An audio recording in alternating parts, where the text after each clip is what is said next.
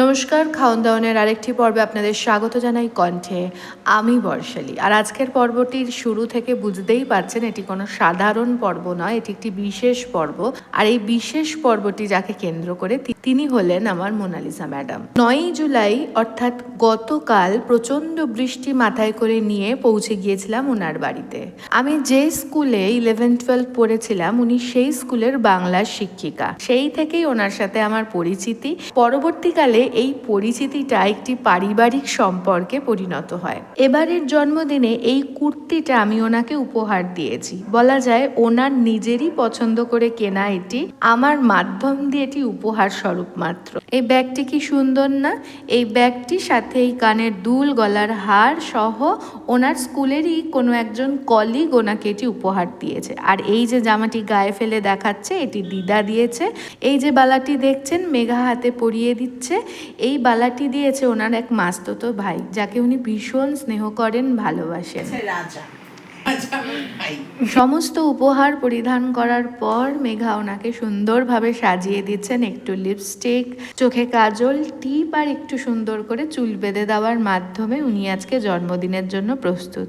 এই যে আমার কুর্তিটা পরেছে, যদিও ওড়নার পাটা আলাদা। আর এই হলো কেক জন্মদিনের। কেকের উপরে থাকা স্পার্কেলটা দিদা অনেক কষ্ট করে জ্বালানোর চেষ্টা করলেও অবশেষে ওনার হাজবেন্ড জ্বালিয়ে দেন, দিদা পারে না। তো এত সুন্দর একটি মুহূর্ত আপনাদের সামনে তুলে ধরার চেষ্টা করছি। সবাই হ্যাপি বার্থডে সুরে ওনাকে শুভেচ্ছা জানাচ্ছেন। ভিডিও কলে উপস্থিত রয়েছেন ওনার দুই ভাই বোন, সেই রাজাদা এবং দেবশ্রীদি। ওনার পরিবারের প্রত্যেকটি প্রিয় মানুষ এবারে ওনার জন্মদিনে উপস্থিত ছিলেন, সে ভিডিও কলেই হোক বা ফিজিক্যালি হোক। উপহারের চেয়েও দামি এই সকলের উপস্থিতি, তাই না বলুন?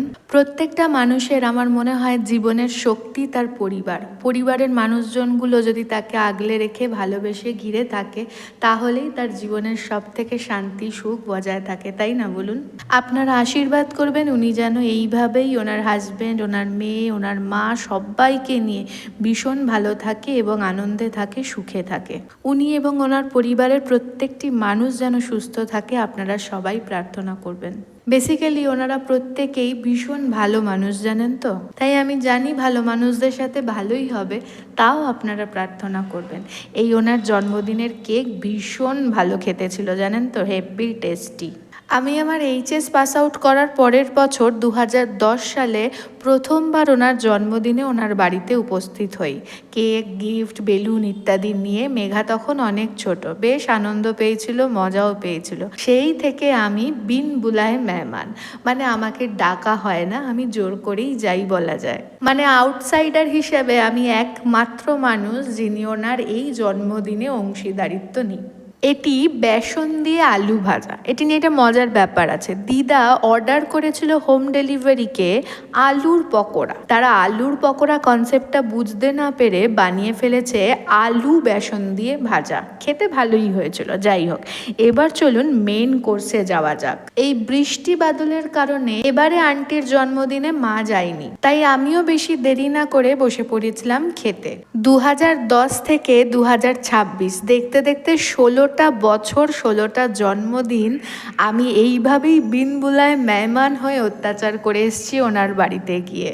এই অত্যাচারের ফলস্বরূপ আমাকে খাওয়াতেও হয়। তা এবারের মেনুতে ছিল ভেজ ফ্রাইড রাইস, ছানার কোপ্তা আর তার সাথে chilli chicken. Fried rice chilli চিকেনের তো একটা অনবদ্য কম্বিনেশন, তাই না বলুন? এই ছানার কোপ্তাও খেতে কিন্তু আমার দারুণ লাগে। দাঁড়ান এক গড়াস মুখে পুরে বলছি। ওহো ভাই সাহাব, যা দারুণ খেতে ছিল না, কি বলবো। ওনারা বাড়িতে নিয়মিত হোম ডেলিভারি যার থেকে নেন তাদেরকেই এই আয়োজনটি করতে দিয়েছিলেন। অসাধারণ রান্না করেছেন, জানেন তো। ছানার কোপ্তার তুলনা হয় না। আর ফ্রাইড রাইসের সাথে চিলি চিকেনটাও মুখে দিয়ে দেখি। রঙে আর গন্ধে যদিও বুঝতেই পাচ্ছি কেমন খেতে হতে পারে, তাও বেশ ভালো খেতে হয়েছে, জানেন তো। তবে ফ্রাইড রাইস আর ছানার কোপ্তা খাওয়ালেও কিন্তু মন্দ ছিল না, দারুণ লেগেছিল আমার। তারপরেই চলে এলো দু রকমের মিষ্টি। এই দুটো মিষ্টি আমার কিন্তু খুব প্রিয়, এটি তো ভীষণই প্রিয়। এটি আমাদের বেহালার গোবিন্দর ক্ষীরের চমচম, আর তার সঙ্গে ছিল কালাকাঁদ। আর এই পুরো বিষয়টা কিন্তু মেঘা আমাকে ক্যামেরা করে দিয়েছে। এত কিছু রাত্রেবেলা খেয়ে আর নড়ার উপায় ছিল না, সত্যি বলছি। সেই সাপ ব্যাং খেয়ে যেরকম আর নড়তে পারে না, আমারও ঠিক তেমনই অবস্থা। এরপরে আবার চলে আসবে কিন্তু আইসক্রিম। এই দেখুন, আইসক্রিমটা দেখে আমি হেসেই ফেলেছি যে এরপরে আর কোথায় খাবো, হাত টাত ধুয়ে এসে, তাও অগত্যা খেতে তো হবেই। যাই হোক, পর্বটি আপনাদের কেমন লাগলো আমাকে কমেন্ট করে কিন্তু অবশ্যই জানাবেন। আর গোপনে যাপন থেকে আপনারা পর্বগুলি দেখছেন তো, 2টি পর্ব ইতিমধ্যে রিলিজ করে গেছে। আপনারা দেখে আমায় কমেন্ট করে জানাবেন। সুস্থ থাকবেন, সচেতন থাকবেন, টাটা।